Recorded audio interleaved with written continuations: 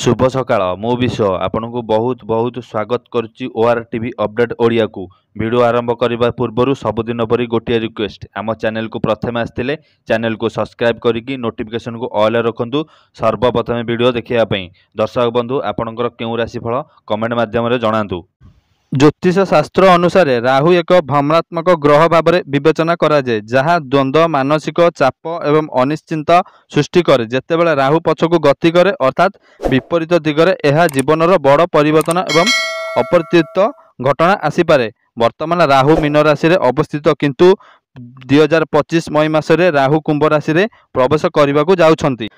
एही परिवर्तन दुईटी राशि लोकों ପାଇଁ विशेष गुरुत्वपूर्ण हेबो। आसंतु देखिबा से दुईटी राशि केउ राशि राहु एवं केतु केबे सेमानकर राशि परिवर्तन करिवे। ज्योतिष मानक मतरे 18 मई 2025 दिनटी विशेष गुरुत्वपूर्ण हेबाको जाउछि, कारण एही दिन राहु एवं केतु उभय ग्रह सेमानकर गति परिवर्तन करिवे।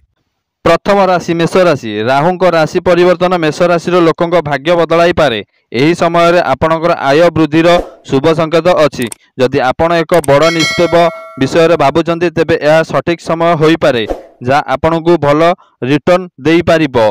यह ठक बाजार रे निवेश करने मध्य समय एवं एथिरे आपण को भल लाभ मिल पारे। यह व्यतीत दीर्घ दिन धरी पड़ी रही काम एवं संपूर्ण हेबो। यह को आपण को मानसिक शांति देव एवं आपणकर आत्मविश्वास मध्य वृद्धि करिवो। द्वितीय राशि बिछा राशि बिछा राशि लोकों राहुंक प्रवेश बहुत शुभ साब्यस्त हो पारे। यही समय आपण जीवन में खुशी आसिबो एवं आपण प्रत्येक दिगरे खुशी एवं समृद्धिर अनुभव करिवे। यही समय मध्य आपण एक जानवाहन एवं संपर्कित किणवाकू निष्पत्ति नहीं पारंती। यह सहित जदि आपण कौन नूतन काम आरंभ करने को चाहूँगी तेबे यह शीघ्र सफलता आड़क गति करिवो। राहु को खुशी करिवार तीनोटी उपाय। प्रथमे सोमवार दिन शीघ्र उठी स्नान करंतु एवं महादेव शिव को विशेष प्रार्थना करंतु।